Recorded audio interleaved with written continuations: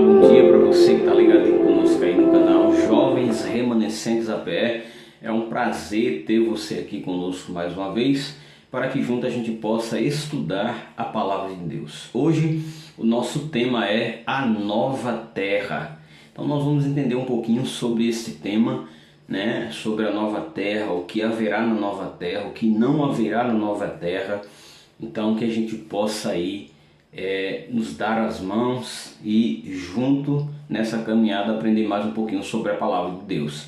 Eu convido você a se inscrever, se você não é inscrito, a ativar o sininho de notificação e deixar o seu joinha. Se você já é inscrito, então deixe o seu joinha, deixa aqui embaixo o seu comentário do que você está achando sobre esses estudos que nós estamos tendo e compartilhe, viralizando esperança, viralizando conhecimento da Palavra de Deus para mais pessoas. Então vamos aí bater a meta de 1000 inscritos para que esse canal possa aí chegar, né, ao seu auge aí, o YouTube possa entender que este canal tem conteúdos que são relevantes para a vida das pessoas. Então vamos aí juntos compartilhar conhecimento. Então, sem mais enrolação, vamos embora aí para o nosso estudo, vamos embora para o vídeo.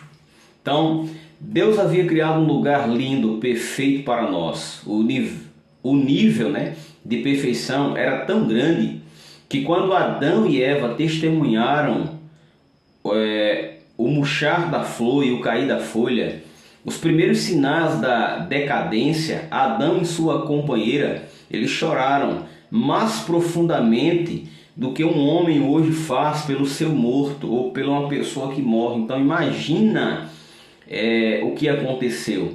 Adão e Eva foram criados em um local tão perfeito, mas tão perfeito, que quando eles testemunharam a flor murchar, eles choraram amargamente, profundamente, mais do que uma pessoa hoje chora pelo um ente querido, né? Pela uma pessoa tão querida que é levada aí pela morte. Então perceba que a perca desse local tão maravilhoso, né, de uma perfeição incomum, eu digo incomum porque nós não vemos hoje nada perfeito, né?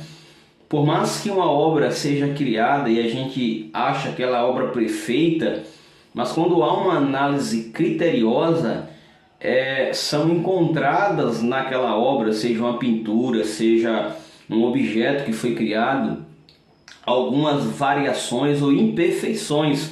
Quando nós estamos falando aqui do Éden, do mundo criado por Deus, nós temos aqui um relato de que ele era absolutamente perfeito. Mas, todavia, entretanto, não obstante, este plano de Deus foi manchado, né? Essa perfeição de Deus foi manchada pela desobediência desse casal. Mas o plano de Deus é restaurar tudo e refazer tudo de novo.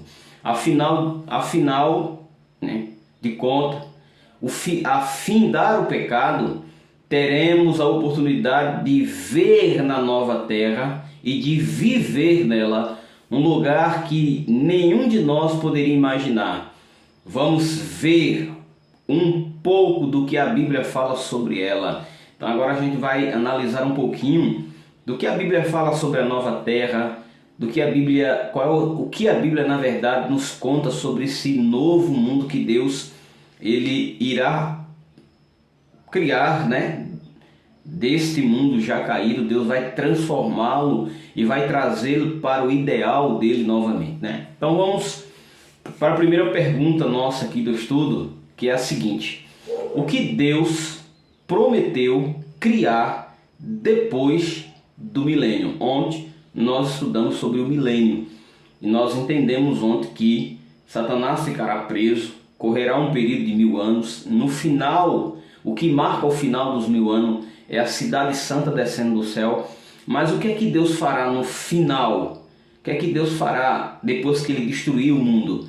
O que é que a Bíblia nos diz? Será que a Bíblia fala? Sim, a Bíblia fala. Então, pegue sua Bíblia, eu já estou no caminho aqui, e vamos abrir no primeiro texto, que é o de 2 Pedro, segunda epístola de Pedro, do capítulo 2 e o versículo 3. Abra sua Bíblia aí, em 2 Pedro, capítulo 2 e o verso 3.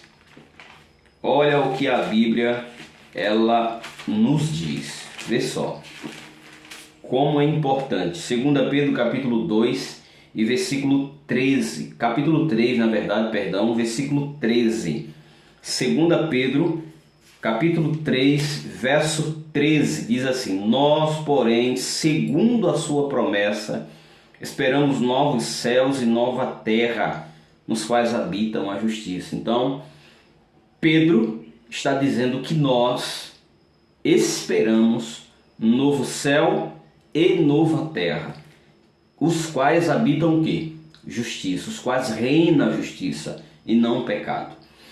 A nossa segunda pergunta diz o seguinte: quem vai ficar fora da cidade e quem vai entrar nela? Então, são duas perguntas em uma.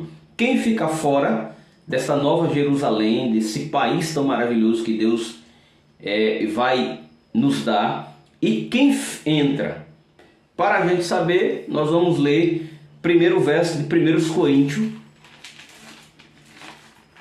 1 Coríntios, abra sua Bíblia em 1 Coríntios, e o versículo, capítulo 6, versos 9 e 10. 1 Coríntios,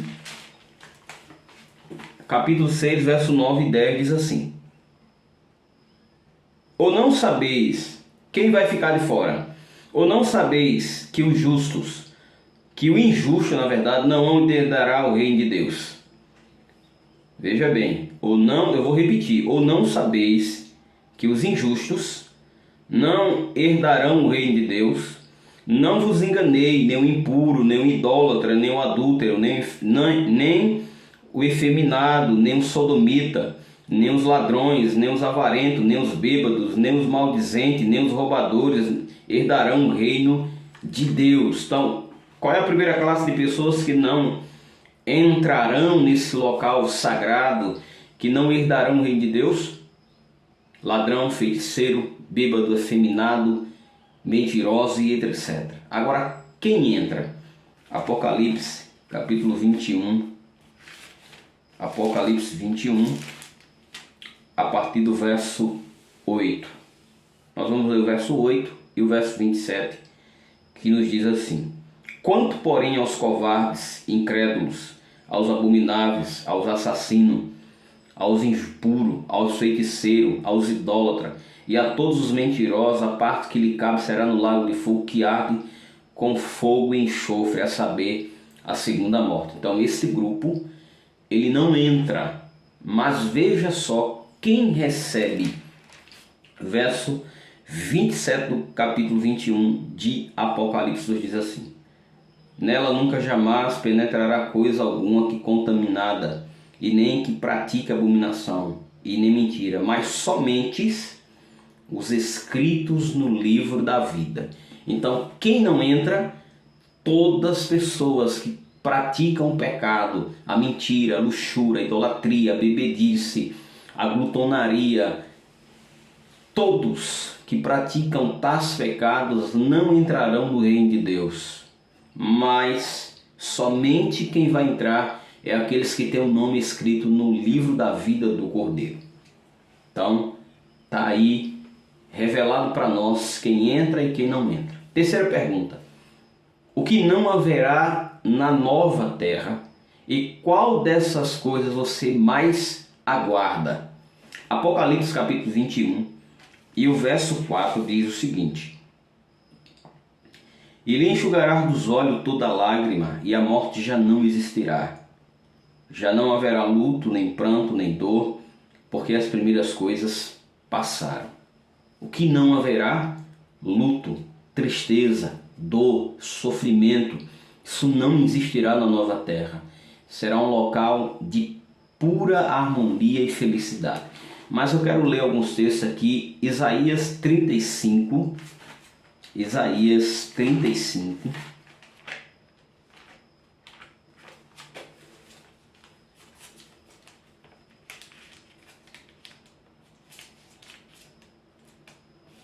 Isaías 35, versículo 5, 6 e depois o verso 10. Vamos lá. Versículo 5 e o 6 primeiro diz assim: Então se abrirão os olhos do cego e se desprenderão os ouvidos do surdo. O coxo soltarão conselhos e a língua do mudo cantará, pois a água arrebatarão no deserto e o ribeiro no ermo. Verso 10 diz assim: Os resgatados do Senhor voltarão e virão a Sião com canto de júbilo, alegria eterna, coroará a sua cabeça com gozo e alegria, alcançarão dele figura e tristeza e gemidos. Então, o que é que haverá nessa nova terra e o que não haverá? Não haverá tristeza, não haverá mais dor, não haverá morte, sofrimento, né? É como uma música que diz da harpa cristã, né? No céu não entra pecado, fadiga, tristeza e nem dor. Não há coração quebrantados, pois lá todos são cheios de amor. Então, no nosso céu que Deus está preparando para nós, o que haverá somente é alegria, é esperança.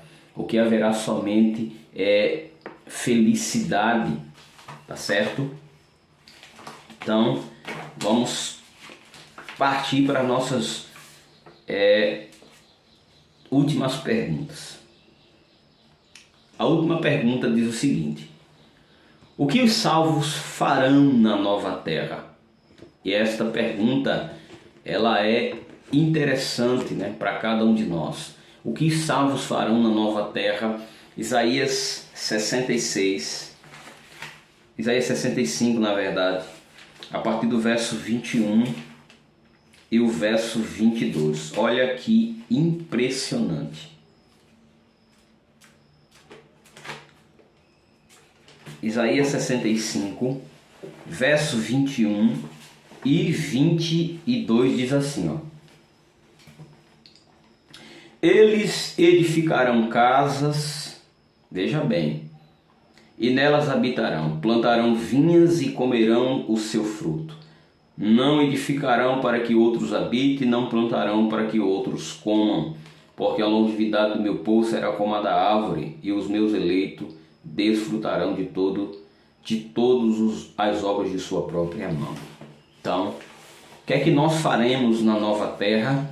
Edificaremos nossa casa, edificaremos a casa dos nossos sonhos. Mas você pode estar me perguntando aí: mas irmão, Jesus não foi preparar uma casa para nós? Não, Jesus não foi preparar uma casa para nós. Jesus foi preparar um caminho para nós. Ele disse: eu sou o caminho, a verdade e a vida. Jesus foi preparar novamente a reconectação entre nós e Deus. Hoje Jesus está no santuário de Deus, ministrando ao nosso favor. O que Jesus foi fazer no céu foi nos preparar um caminho a Deus novamente. Quando Adão e Eva pecaram, eles perderam esse contato direto que tinham com Deus. E Jesus veio para a terra, primeiramente, reivindicar o caráter de Deus, segundo, mostrar verdadeiramente quem é Deus, e, em terceiro lugar, resgatar-nos do pecado e nos levar novamente ao contato que o ser humano deveria ter com o seu Criador. Este lar que hoje nós esperamos, esta cidade que vai descer do céu, não será a nossa casa. Na verdade, essa cidade é o santuário de Deus. Jerusalém será a capital, né? Se Jerusalém será a capital, quer dizer que haverá outras cidades que estarão em volta, logicamente, de uma capital. Ou seja, você tem hoje aqui, em determinadas cidades, você tem cidades que são capitais. Por exemplo, Recife é a capital de Pernambuco, mas não quer dizer que Pernambuco inteiro more em Recife, correto? Não quer dizer que Pernambuco inteiro mora em Recife. Por quê? Porque Recife é só uma capital, mas existem outras localidades que estão em volta da capital, né? Você tem Paudalho, Carpina, Lagoa do Itaenga, você tem São Lourenço, Camaragibe. Então você tem outras regiões que estão em volta da capital daquele estado. Então Recife é a capital do estado de Pernambuco. Assim também a Nova Jerusalém será a capital da nova terra. Por isso que o texto de Isaías nos diz que os salvos plantarão e edificarão casas, porque eles não morarão na capital, tá certo? Eles morarão em volta da capital. Agora, como serão os animais na nova terra? Verso 25 ainda do capítulo 65 de Isaías nos diz assim: o lobo e o cordeiro pastarão junto, o leão comerá palha como o boi, pó será a comida da serpente, não se fará mal nenhum, dano algum em todo o meu santo monte, diz o Senhor. Então, como vai ser os animais? Dóceis, manso, serão animais extremamente calmos, como foi no princípio, o será novamente. Agora, para quem Deus tem preparado essa terra e o que os salvos farão na capital? Para a gente responder essa pergunta, nós vamos ler dois textos. Primeiramente, nós vamos ler Isaías 66 para responder o que os salvos farão nesta capital, que é a Nova Jerusalém. E a gente vai entender para quem Deus preparou. Isaías 66 vai responder a primeira parte dessa pergunta. O que a gente vai fazer na capital, na Nova Jerusalém? Verso 22 ao verso 23. Diz assim, Isaías 66, verso 22 a 23. Porque como os novos céus e a nova terra que eu hei de fazer estarão diante de mim, diz o Senhor, a vós estarão diante de mim, a vossa posteridade, ou seja, a vossa descendência, e o vosso nome. E será que de uma festa da lua nova a outra, e de um sábado a outro, virá toda a carne adorar perante mim, diz o Senhor. Eles sairão e verão os cadáveres dos homens que prevaricaram contra mim, porque o seu verme nunca morre, né? Então perceba, o que é que o texto está dizendo? Que de um sábado a outro sábado, nós iremos para a cidade santa, para a Nova Jerusalém, que será a capital da nova terra, e iremos adorar a Deus de um sábado ao outro. Ou seja, então a nova terra aqui, ela está dentro de um contexto de um santuário. O trono de Deus estará aqui conosco, e nós de um sábado a outro vamos adorar a Deus. E para responder a outra pergunta, né? A segunda parte dessa pergunta, para quem Deus preparou essa nova terra, para quem Deus preparou essa nova cidade, 1 Coríntios capítulo 2, versículo 9, diz assim: mas como está escrito, nem um olho viram, e nem um ouvido ouviram, e nem jamais penetrou no coração humano que Deus tem preparado para aqueles que o amam. Querido, Deus preparou para mim e para você essa cidade maravilhosa, esse local maravilhoso.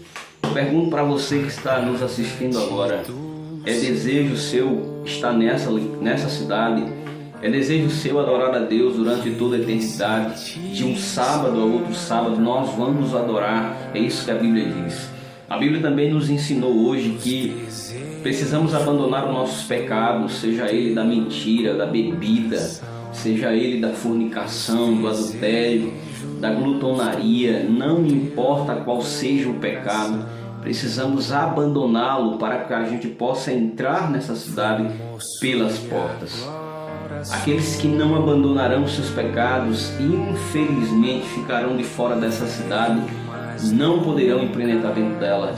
Mas aqueles que amam a Deus, o texto de 1 Coríntios diz, é para quem Deus preparou. E eu acredito que você ame a Deus, que você quer estar nessa cidade. Então coloque aqui embaixo nos comentários, hashtag eu estarei lá, tá certo? E vamos compartilhar. Amanhã nós vamos aprender um pouquinho sobre a lei de Deus.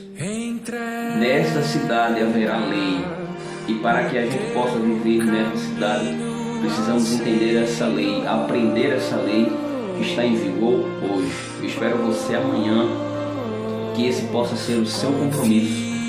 Vamos orar. Querido Deus maravilhoso Pai, obrigado, Senhor, porque nós, nesta manhã, nós decidimos que abandonaremos os nossos pecados para estar com o Senhor nessa nova cidade.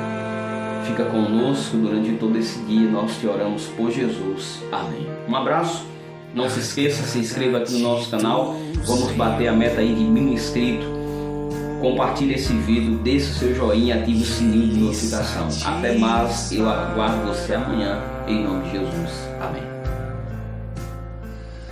Os desejos do teu coração, os desejos do teu coração. Fui moço e agora sou velho, mas nunca vi